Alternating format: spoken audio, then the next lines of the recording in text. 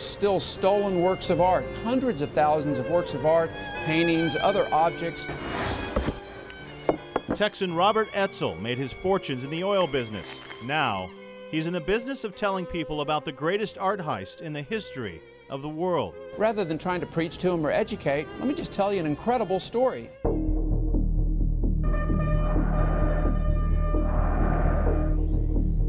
The story starts in World War II, as Hitler and his henchmen looted the great museums of the world. This painting would be worth $100 million today, if a dollar. This is only one, though. Just one. There were tens of thousands, and not just paintings, drawings, sculpture. And tourists, church bells, furniture, all systematically stolen.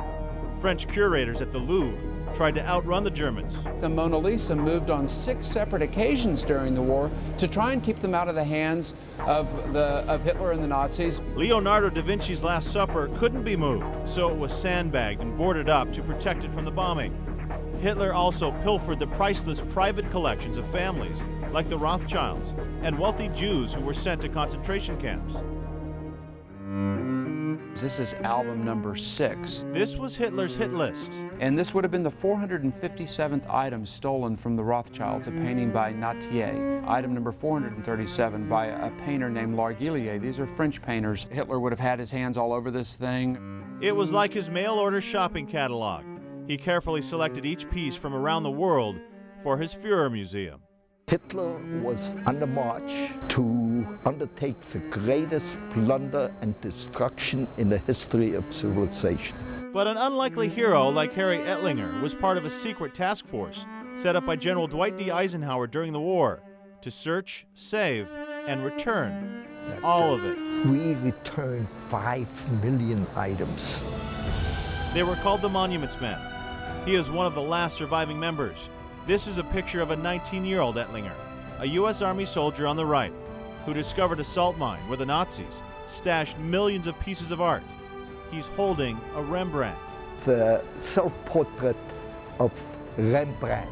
Rows and rows of art and treasure were meticulously packed, stacked, and hidden in salt mines, cathedrals, and castles. But as the Nazis realized they were going to lose the war, Hitler gave the order to destroy all of the art. We found tables with big glass jars, nitroglycerin.